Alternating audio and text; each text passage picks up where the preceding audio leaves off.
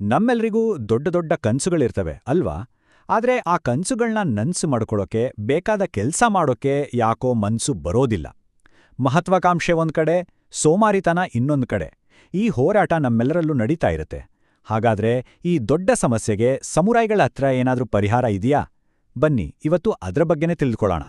ಕ್ರಿಯೆ ಇಲ್ಲದ ಕನಸುಗಳು ಸದ್ದಿಲ್ಲದ ಸಮಯವನ್ನು ವ್ಯರ್ಥ ಮಾಡುತ್ತವೆ. ಎಂಥ ಅದ್ಭುತ ಮಾತು ಅಲ್ವಾ? ನಮ್ಮ ಇವತ್ತಿನ ಈ ವಿಶ್ಲೇಷಣೆಯ ಮುಖ್ಯ ತಿರುಳು ಇದೆ.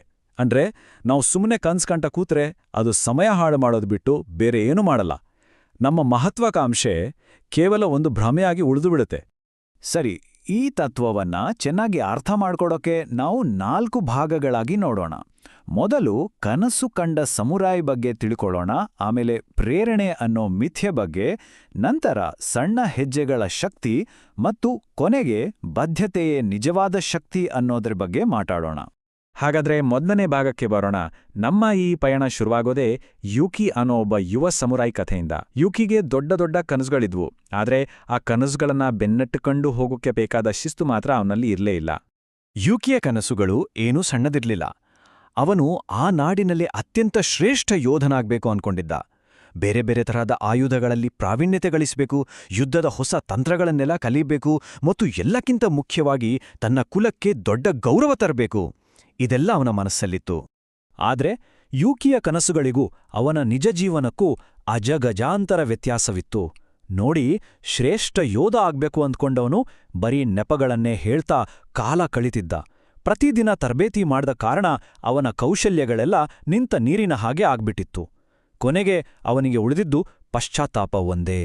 ಯೂಕಿ ಒಂದ್ ರೀತಿ ಕನಸುಗಾರನ ಬಲೆ ಅಂತಾರಲ್ಲ, ಅದ್ರಲ್ಲಿ ಸಿಕ್ಕಾಕೊಂಡಿದ್ದ.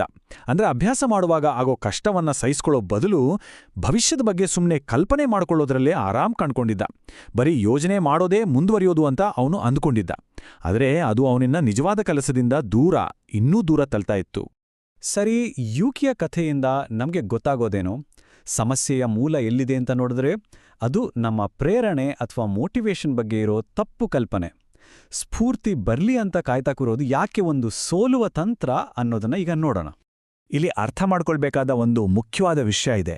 ಪ್ರೇರಣೆ ಅನ್ನೋದು ಒಂದು ಕಿಡಿ ಅಲ್ಲ, ಅಂದ್ರೆ ಕೆಲ್ಸ ಶುರು ಮಾಡೋಕೆ ಬೇಕಾದ ಸ್ಪಾರ್ಕ್ ಅಲ್ಲ. ಬದಲಾಗಿ ಅದು ಕೆಲ್ಸ ಮಾಡಿದ ಮೇಲೆ ಹಿಂಬಾಲಿಸ್ಕೊಂಡು ಬರೋ ಒಂದು ಜ್ವಾಲೆ. ಈ ಒಂದು ಆಲೋಚನೆ ನಾವೆಲ್ಲ ಸಾಮಾನ್ಯವಾಗಿ ನಂಬ್ಕೊಂಡು ಬಂದಿರೋದನ್ನೇ ಪ್ರಶ್ನೆ ಮಾಡತ್ತೆ. ಈಗ ಯೂಕಿಗೆ ತದ್ವಿರುದ್ಧವಾದ ಒಬ್ಬ ವ್ಯಕ್ತಿಯನ್ನ ನೋಡೋಣ. ಅವರೇ ಮಿಯಾಮೋಟೋ ಮುಸಾಶಿ, ಜಪಾನ್ನ ಒಬ್ಬ ಪೌರಾಣಿಕ ಕತ್ತಿವರಸ್ಕಾರ. ಅವರಿಗೊಂದು ಸತ್ಯ ಗೊತ್ತಿತ್ತು.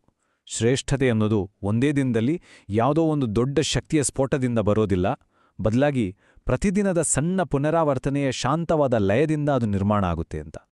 ಹಾಗಾದ್ರೆ ಸರಿಯಾದ ಕ್ರಮ ಏನು? ಮೊದಲು ಕ್ರಿಯೆ ಅಂದ್ರೆ ಆಕ್ಷನ್. ಈ ಕ್ರಿಯೆ ಒಂದು ವೇಗವನ್ನ ಅಂದ್ರೆ ಮೊಮೆಂಟಮ್ ಅನ್ನ ಸೃಷ್ಟಿಸುತ್ತೆ. ಆ ವೇಗವೇ ನಮಗೆ ಸ್ಫೂರ್ತಿ ಅಥವಾ ಇನ್ಸ್ಪಿರೇಷನ್ ಅನ್ನೋ ಭಾವನೆಯನ್ನ ಕೊಡುತ್ತೆ. ಅಂದ್ರೆ ಪ್ರೇರಣೆ ಅನ್ನೋದು ಕೆಲಸ ಶುರು ಮಾಡೋಕೆ ಕಾರಣ ಅಲ್ಲ, ಅದು ಕೆಲಸ ಮಾಡಿದ ಪರಿಣಾಮ. ಸರಿ, ಈ ಪ್ರೇರಣೆ ಅನ್ನೋ ಮಿಥ್ಯೆಗೆ ಪರಿಹಾರ ಏನು ಹಾಗಾದ್ರೆ? ಅದಕ್ಕಾಗಿಯೇ ಸಮುರಾಯ್ಗಳ ಒಂದು ತತ್ವ ಇದೆ, ಅದೇ ಕೈಜೆನ್. ಇದರ ಅರ್ಥ ನಿರಂತರವಾಗಿ ಸಣ್ಣ ಸಣ್ಣ ಸುಧಾರಣೆಗಳನ್ನು ಮಾಡ್ಕೊಳ್ತಾ ಹೋಗೋದು. ಕೈಜೆನ್ ಅಂದ್ರೆ ಸಣ್ಣ ಸುಧಾರಣೆಗಳ ದಾರಿ. ದೊಡ್ಡದಾಗಿ ಕಾಣೋ ಪರ್ವತದ ತುದಿಯನ್ನೇ ನೋಡ್ತಾ ಕೂರೋ ಬದಲು ಪ್ರತಿದಿನ ಒಂದೊಂದು ಸಣ್ಣ ಸ್ಥಿರವಾದ ಹೆಜ್ಜೆ ಇಡ್ತಾ ಆ ಮೂಲಕ ಪ್ರಾವೀಣ್ಯತೆಯನ್ನ ಗಳಿಸುವುದು. ಇದೇ ಇದರ ತತ್ವ. ಇದನ್ನ ಒಂದು ಉದಾಹರಣೆ ಮೂಲಕ ನೋಡೋಣ. ಒಬ್ಬ ವಿದ್ಯಾರ್ಥಿ ಇರ್ತಾನೆ, ಅವನಿಗೆ ತುಂಬ ಸೋಮಾರಿತನ. ಆದ್ರೂ ಅವನು ಪ್ರತಿದಿನ ಒಂದೇ ಒಂದು ಕತ್ತಿವರಸೆಯನ್ನ ಮಾತ್ರ ಅಭ್ಯಾಸ ಮಾಡ್ತಾನೆ. ನೋಡೋರಿಗೆ ಈ ಸಣ್ಣ ಪ್ರಯತ್ನದಿಂದ ಏನೂ ಪ್ರಯೋಜನ ಇಲ್ಲ ಅಂತ ಅನ್ಸ್ಬೋದು. ಆದ್ರೆ ಏನಾಗುತ್ತೆ ಗೊತ್ತಾ? ದಿನ ಕಳೆದಂತೆ ಆ ಒಂದು ಚಲನೆ ಅವನಿಗೆ ಸ್ವಯಂಚಾಲಿತವಾಗಿ ಬಂದ್ಬಿಡುತ್ತೆ. ಇದರಿಂದ ಅವನ ಶಿಸ್ತು ಹೆಚ್ಚಾಗುತ್ತೆ, ಅವನ ತಂತ್ರ ಕೂಡ ಹರಿತವಾಗುತ್ತೆ. ಮುಂದಿನ ದಿನಗಳಲ್ಲಿ ಕಷ್ಟಕರವಾದ ಕೌಶಲ್ಯಗಳನ್ನು ಕಲಿಯೋಕೆ ಇದೇ ಅವನಿಗೆ ಒಂದು ಬಲವಾದ ಅಡಿಪಾಯ ಆಗುತ್ತೆ.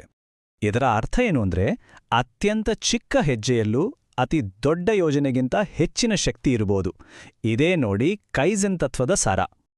ಈಗ ನಮ್ಮ ಕೊನೆಯ ಮತ್ತು ಬಹುಮುಖ್ಯವಾದ ಪಾಠಕ್ಕೆ ಬರೋಣ. ಅದುವೇ ಆರಾಮಕ್ಕಿಂತ ಬದ್ಧತೆಗೆ ಹೆಚ್ಚು ಬೆಲೆ ಕೊಡುವುದು. ಒಬ್ಬ ಯೋಧನ ನಿಜವಾದ ಶಕ್ತಿಯ ಮೂಲವೇ ಇದು.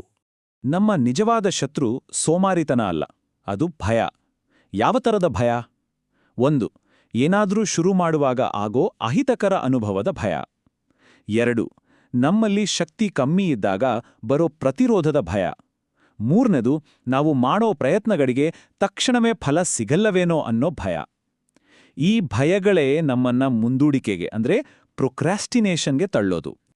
ಯಾಗ್ಯೂ ಮುನನುರಿ ಅನ್ನೋ ಒಬ್ಬ ಸಮುರೈ ಗುರುಗಳು ಒಂದು ಅದ್ಭುತ ಮಾತು ಹೇಳಿದ್ದಾರೆ. ಪರಿಪೂರ್ಣ ಪರಿಸ್ಥಿತಿಗಳಿಗಾಗಿ ಕಾಯುವ ಕತ್ತಿ ಎಂದಿಗೂ ತನ್ನ ಒರೆಯಿಂದ ಹೊರಬರುವುದಿಲ್ಲ. ಅಂದ್ರೆ ಸರಿಯಾದ ಸಮಯಕ್ಕಾಗಿ ಕಾಯ್ತಾ ಕೂತ್ರೆ ಯಾವತ್ತೂ ಕೆಲಸ ಶುರುವಾಗೋದೇ ಇಲ್ಲ. ಹಾಗಾದ್ರೆ ನಮ್ಮ ಮನಸ್ಥಿತಿ ಹೇಗಿರಬೇಕು? ನನ್ನನ್ನು ನಿಯಂತ್ರಿಸೋದು ನನ್ನ ಭಾವನೆಗಳಲ್ಲ, ಬದಲಿಗೆ ನನ್ನ ಬದ್ಧತೆಗಳು ಅನ್ನೋ ಈ ಮಂತ್ರವನ್ನ ಯಾವಾಗಲೂ ನೆನಪಿನಲ್ಲಿ ಇಟ್ಕೊಳ್ಬೇಕು. ಕೊನೆಯದಾಗಿ ನಾವಿಲ್ಲಿಂದ ಕಲಿಬೇಕಾದ ಪಾಠ ತುಂಬಾನೇ ಸ್ಪಷ್ಟವಾಗಿದೆ. ಶಕ್ತಿ ಅಂದ್ರೆ ಏನಾದ್ರೂ ಮಾಡ್ಬೇಕು ಅಂತ ಫೀಲ್ ಆಗೋದಲ್ಲ. ಶಕ್ತಿ ಅಂದ್ರೆ ಮಾಡ್ಬೇಕು ಅಂತ ಅನ್ಸದೇ ಇರ್ಲಿ, ಆ ಕೆಲ್ಸವನ್ನ ಮಾಡೋದು. ಅದೇ ನಿಜವಾದ ಶಿಸ್ತು, ಅದೇ ನಿಜವಾದ ಸಾಮರ್ಥ್ಯ. ಹಾಗಾದ್ರೆ ಈ ಪಾಠವನ್ನ ಜೀವನದಲ್ಲಿ ಅಳವಡಿಸ್ಕೊಳ್ಳೋಕೆ ಇವತ್ತು ತೆಗೆದುಕೊಳ್ಳಬಹುದಾದ